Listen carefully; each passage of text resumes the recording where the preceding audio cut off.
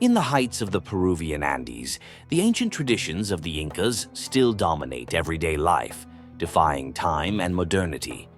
In the midst of ancient practices, you'll find rituals based on hallucinogenic plants to relax and talk to the gods. But not everything here is peace and serenity, so get ready to experience a brutal Christmas, where punches and kicks are the way to resolve disagreements and restore peace. It's a tradition so impactful that it will leave anyone's jaw dropped. And if you think you've seen it all, get ready to discover a drink made with corn chewed and spat and buried, which will challenge everything you know about culture and faith. So without further ado, let's get to Peru and its traditions. Number 1. The Inca Empire. To understand the traditions that still live on in Peru, we need to go back in time and talk about the greatness of the Inca Empire. This vast empire, which stretched from southern Colombia to northern Chile, encompassing parts of Ecuador, Peru, Bolivia, and Argentina, was one of the most advanced civilizations in the ancient world. The Incas, masters of architecture and agriculture, created a complex network of roads, cities, and temples, many of which still survive in the Peruvian Andes. The Inca Empire, known as Tahuantinsuyu, was divided into 4 main regions: Chinchaysuyu, Antisuyu, Kulasuyu, and Kuntisuyu, all converging on the capital, Cusco. This civilization flourished during the 15th and 16th centuries, and its engineering achievements, such as the construction of Machu Picchu and the Chapacñan road network, still impress the world. But what's really fascinating is how the Inca legacy still pulses through the veins of Peru. Many of the traditions we'll see below have their roots in this golden age, and it's this link to the past that makes Andean communities so unique and resilient. The Quechua and Aymara languages, for example, are still spoken by millions of people, and many rituals and festivities maintain a direct connection with the ancient Inca gods. Number 2. The Last Inca Bridge. During the Inca Empire, the Quechua Bridge, almost 100 feet long, was the only way to connect the canyon. Built from hand-woven plant fibers, the bridge could be erected in a few days, allowing an army to cross it and, if necessary, destroy it quickly to isolate the enemy. However, due to the natural degradation of the fibers, the bridge had to be renewed every year to ensure its safety. The most impressive thing is that this tradition has remained alive over the centuries. Year after year, local communities continue to rebuild the Quechua, just as their Inca ancestors did over 500 years ago. The preparation process begins at the end of May, when the residents of the 4 communities get together to collect the coya, a special plant used as the base material for the bridge. The coya is dried for a day, beaten with stones, and soaked to harden it. After this stage, the families make the ropes from the fibers. In June, construction begins with the traditional celebration of the earth. Each community is responsible for bringing the long rope produced the previous month to the bridge site, where it will be interwoven with the others to form thicker ropes used for the bases and handrails. At the end of the first day, the large ropes are transported to the ends of the bridge, ready for use the next day. On the second day, a resident crosses a rope down the slope, guiding the transportation of supplies for the renovation. The bases and handrails are positioned and tied down, and the old bridge is discarded. On the third day, the assistants weave the base ropes with the handrails until they meet in the middle of the bridge. Meanwhile, the villagers prepare the base that will cover the floor of the bridge, using leaves, branches, and more ropes. The kayapos, which are long branches, are placed to give the structure greater stability. At sunset, with the reconstruction complete, the local authorities are the first to cross the 95 feet that separate the riverbanks, marking the end of the renovation of the last Inca bridge. When the bridge is finished, the communities celebrate with dances, songs, and traditional foods until nightfall. The construction of this work, a thatched bridge with no metal parts, lives on thanks to the knowledge passed down orally over the centuries. No wonder this practice has been recognized by UNESCO as intangible cultural heritage of humanity, highlighting its global importance. Number 3. The drink of the gods. Now, leaving the heights of the Andes and descending to the festivals that animate Peruvian communities, we find chicha, an ancestral drink deeply rooted in Andean culture. The production of chicha varies from region to region, but the basic process remains the same. Corn is the main ingredient. The process is similar to that used in the production of barley beer, except that jora corn, a variety native to the Andes, is used in chicha. The choice of type or combination of corn used can indicate the region of origin of the chicha. In some recipes, ingredients such as quinoa are added to give the drink more consistency. The liquid is boiled, aerated, and stirred with the addition of chancaca, a raw form of sugar, which aids the fermentation process. An alternative method used in some cultures involves chewing the corn. Women would chew the corn and spit the mixture into a clay bowl to ferment. The fermentation process was initiated by saliva. They then buried the covered bowl in the ground so that it would remain fresh. After about 2 weeks, the bowl was dug up and the yellowish mixture was thick and slightly alcoholic.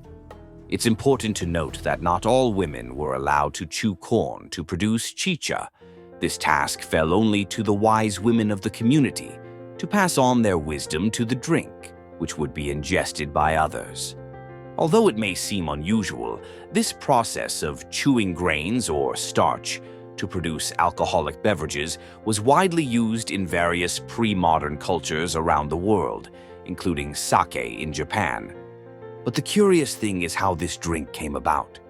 During the rule of the Inca Tupac Yupanqui, a period of heavy rains hit the territory of Tahuantinsuyo, causing great damage to the cultivated fields. The water, which seemed to have no end, seeped into the warehouses where food was stored, including corn, which was one of the Inca civilization's main resources. With the humidity, the corn began to ferment, turning into an unexpected mixture. Initially, both the wet corn and the fermented liquid were distributed to the population, as the demand for food was high. However, the unpleasant smell caused many to discard the new substance. But one of the villagers decided to try the fermented corn and liquid. To his surprise, he not only satisfied his hunger and thirst, but also experienced a state of intoxication. This is how, by chance, the Incas discovered corn malt and eventually chicha de jora, a drink that quickly became famous in the region. Number 4. Shamanic rituals. From chicha, we move on to one of the most mystical aspects of Andean culture: shamanic rituals. Shamans, known as healers, are central figures in Andean communities, acting as mediators between the physical and spiritual worlds. These rituals, which often involve offerings to Pachamama or Mother Earth, seek to cure illness, attract prosperity, and maintain the balance between humans and nature. In many of these rituals, elements such as coca leaves, seashells, bird feathers, and sacred stones are used, each carrying a profound meaning. Through songs and prayers, the healer invokes the ancestral spirits, asking for their blessings and guidance. The practice of ayahuasca, for example, is one of the best known, involving the use of a hallucinogenic drink that allows the shaman and participants to get in touch with the spirit world. The experience is considered a journey of self-knowledge and healing, where visions and messages from spirits guide participants to a deeper understanding of themselves and the universe. Number 5. Pachamama Day. Since we've mentioned Pachamama, it's time to delve into the day that is entirely dedicated to her. In the Andean universe, exchange is the essence of life. To reap the fruits of the earth, you have to give something back. And that's exactly what is celebrated on Pachamama Day. Celebrated on August 1st, this special day, known as Pago a la Pachamama, or Tribute to Mother Earth, is when communities come together in a ritual of gratitude. They give thanks for everything the earth has given them and ask for protection for the next harvest. It's like a feast for the earth, a gesture known as Corpachada, where they give back to the earth a part of what it has given. The celebration adapts to the environment in which it takes place. In rural areas, the offerings, which can be coca leaves, grains, fruit, and chicha, are carefully buried, as if they were feeding the earth everything it needs to continue to thrive. In the cities, the ritual takes on a more symbolic form, with arrangements of yellow flowers hanging from doors and balconies. This is the moment when communities recognize the generosity of the earth and renew their commitment to caring for it. Number 6. The floating islands of Urus. Now, sailing along the serene waters of Lake Titicaca, we come to the floating islands of Urus. These artificial islands, built with totora, an abundant and extremely resistant aquatic plant that grows on the shores of the lake, are home to the descendants of the ancient Urus, one of the first peoples to settle in the region. The creation and maintenance of these islands are true works of art, the result of skills passed down from generation to generation. The Urus created these islands as a defense against enemy tribes and, to this day, live in harmony with the lake, preserving their fishing and handicraft traditions. Visiting these islands is like stepping back in time and seeing how the houses and boats made of totora, as well as the colorful clothes of the Urus, reveal a way of life that has remained virtually unchanged for centuries. Number 7. Quinoa planting. Back on dry land, we find a food that has become synonymous with health and sustainability: quinoa. Long before it became a global superfood, quinoa was already a sacred grain for the Andean peoples. Legend has it that a long time ago, between 3,000 and 5,000 years ago, the indigenous Aymara people were struggling to survive in the arid Andean mountains. Moved by their suffering, the stars decided to help by sending them a gift: quinoa. The seeds of this sacred grain fell from the sky like little stars, spreading across the land. When the Aymaras planted these seeds, they grew vigorously, offering a nutritious and hardy food, capable of withstanding the harsh conditions of the mountains. From then on, quinoa became a sacred food for the Aymaras, and they believed that by consuming quinoa, they were absorbing the strength and energy of the stars, which gave them the vigor to face life's adversities. Quinoa is planted in the traditional way, with songs and rituals that ask Pachamama for an abundant harvest. During the growing season, the community gathers to celebrate life and give thanks for the bounty of the earth. The quinoa harvest is a celebration in itself. Families gather in the fields, and the harvest is marked by songs, dances, and parties. Number 8. Takanakui. And speaking of traditions, in the highlands near Cusco, Christmas is celebrated in a very different way to what we know. There, instead of peace and harmony, the 25th of December is marked by Takanakui, a festival where punches and kicks are the norm.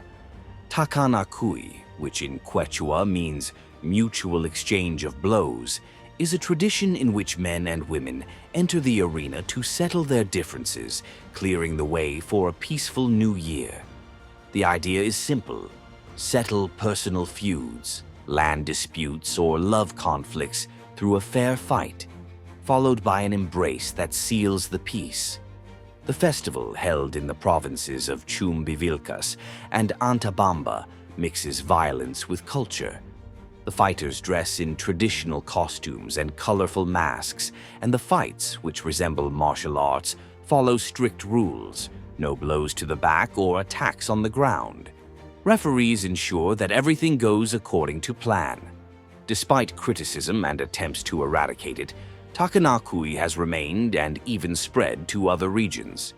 Today, it is seen as cultural heritage, a peculiar way of resolving conflicts and celebrating local identity. Number 9. Making typical textiles and ponchos.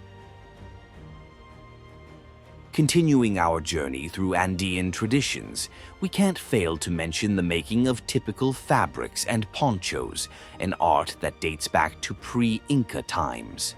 Using ancient techniques, weavers create colorful and intricate pieces that are both practical and symbolic. Each pattern and color has a specific meaning, representing the history, family, and cultural identity of the wearer. The fabrics, made from alpaca, llama, or sheep wool, are carefully dyed with natural colors extracted from plants, minerals, and insects. Ponchos, for example, are used in festivities and rituals, and also as protection against the harsh cold of the Andes. They are passed down from generation to generation as a cultural legacy. Number 10. Inti Raymi. And last, but certainly not least, let's end our journey through Peruvian traditions with the majestic Inti Raymi Festival, which means Festival of the Sun. This festival is a religious festival created by the Incas around 1430 to celebrate Inti, the sun god, and for the Incas, it represented the start of the new year. At the time of the Inca Empire, Inti Raymi was one of the most grandiose celebrations, lasting 9 days of praise, dances, and sacrifices, all performed in the presence of the emperor. At that time, Cusco was the capital of the Inca Empire, and during Inti Raymi, the city was visited by the Inca population from the four corners of the so-called Tahuantinsuyo, which, as we've said, was what the Inca Empire was called by its members. Today, Inti Raymi is revived as a great theatrical performance involving more than 800 participants dressed in Inca fashion. The celebration is divided into 3 distinct acts. The first takes place on the esplanade of the Coricancha, the Temple of the Sun in Cusco, where offerings are made to the sun god, accompanied by traditional dances and songs. The performance then moves to the Plaza de Armas, where the Inca Emperor parades among those present, receiving bows and thanks in a show of respect and devotion. Finally, the climax of the festival takes place on the esplanade of Sacsayhuaman, where prayers in Quechua are chanted, culminating in the simulation of a llama sacrifice. At this point, a shaman makes predictions for the coming year, following the ancient Inca tradition, ending the celebration with a powerful connection between the past and the present. These Peruvian traditions are breathtaking, don't you think? Which one made you rethink everything you knew about ancient cultures? Share your opinion in the comments. And if you want to continue exploring the wonders and mysteries of our Bello Mundo, subscribe to the channel and show this video to those who also love discovering the unexpected. Thank you very much for watching, and see you on your next adventure.